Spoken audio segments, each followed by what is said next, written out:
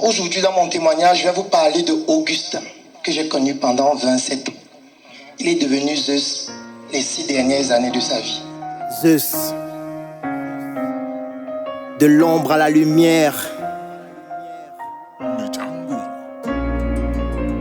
mon grand frère.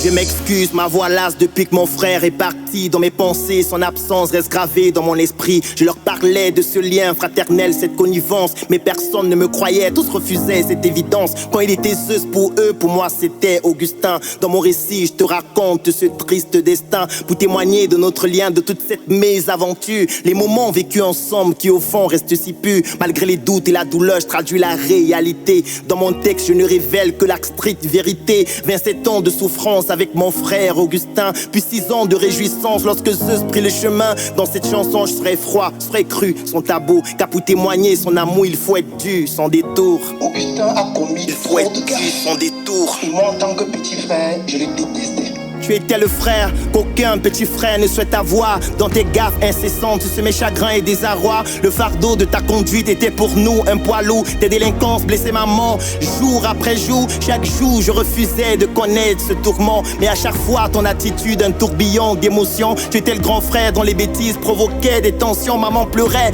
Chaque jour n'est pas une malédiction. Maman se levait chaque matin pour te préparer à manger. Direction la prison, son esprit tourmenté. Augustin, mon grand frère, pourquoi autant l'humilier? Une mère, chaque goutte de ses larmes est sacrée. Un jour, j'ai frôlé la prison à cause de toi. Un jour, j'ai failli perdre mon travail à cause de toi. 27 ans d'humiliation dans la famille à cause de toi. Chaque jour, confronté à des ennuis à cause de toi. Qu'ai-je fait pour mériter un grand frère aussi médiocre? Je trempe ma plume dans mes larmes et quand j'écris, je suffoque. Faut grand frère dans l'enfance. Oui, je te déteste. Oui, je t'avoue qu'au fond de moi, la rage me hantait. Si t'étais mort il y a 10 ans, j'en serais fier. Oui, c'est dur de le dire, mais au fond, je sais que c'est vrai. Tu étais la pire des racailles et personne ne t'aimait. Je me suis juré de préserver l'honneur de mes refrains. C'est difficile de rester fort, mais il fallait que je me batte pour exceller dans mes études, pour que la vie ne m'abatte. J'étais le 10 de la famille, aucune erreur n'était permise. En faculté de médecine, c'était l'horreur de ma vie. J'ai souffert à baganter 7 ans dans le froid, pratiquer une filière qui me procure peu des mois. En faculté de médecine, l'épreuve était de taille pour honorer mes parents. Je faisais face aux batailles. Ma mère est couchée, décédée là derrière, des suites d'empoisonnement. Mon père est là, il peut écouter.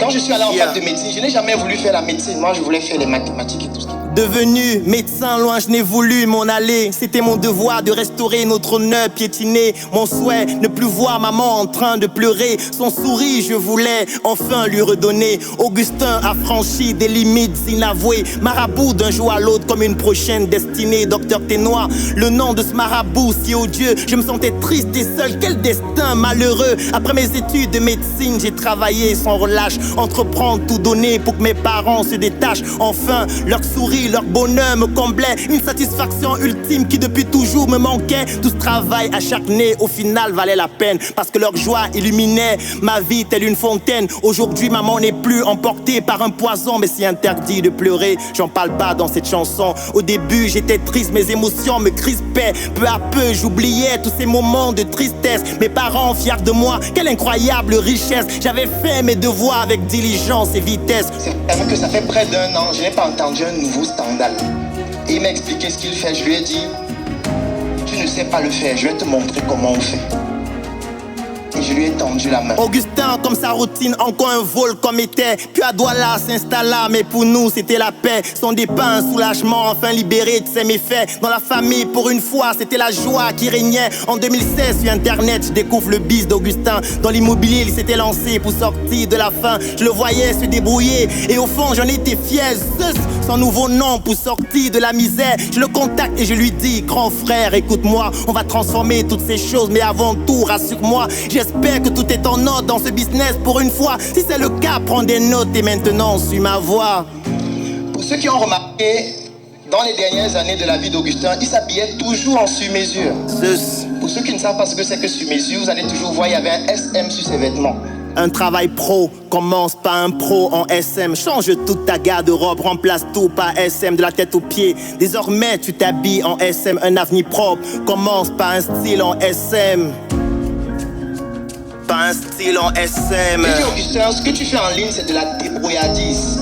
J'ai négocié avec Augustin pendant 8 mois pour qu'il accepte de faire une vidéo. Maintenant, je t'amène à la Startup Academy. Un univers pour apprendre et forger ton avenir. Développer ton réseau et mettre en place une stratégie. Fais tes classes, prends ta place, c'est une boule d'énergie.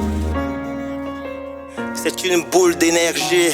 Le jour où je suis arrivé chez Zeus et que j'ai vu sa maison, Zeus, je lui ai dit, grand frère, enfin. Quelques années après une véritable explosion, Augustin devenu Zeus, cette fois un maître en action, développant des projets en centaines de millions. Qui l'aurait cru, c'était un rêve, une véritable éclosion. Dans la foulée, c'est ainsi qu'il bâtit sa demeure, passant de la lecture de l'heure à une bâtisse en hauteur. Inauguration de ce building, toute la famille était en pleurs. Tout est vrai, c'est réel, je vous assure, c'est pas un leurre. Quelques mois après, la maladie frappe à sa porte. Nous étions loin d'imaginer que c'était là son dernier sort. 16 janvier tomba enfin cette triste nouvelle. 16 février, 2 ans avant, c'était le départ de la vieille.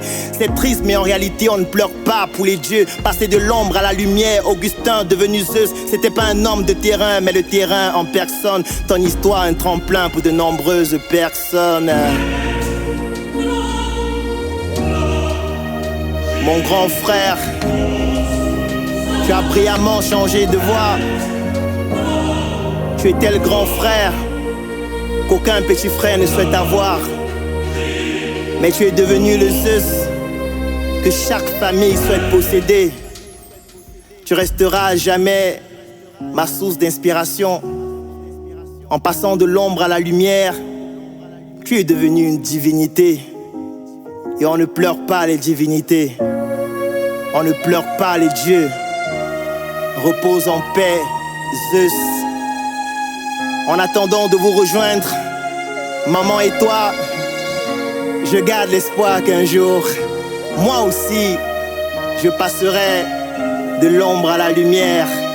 Merci pour tout, Zeus.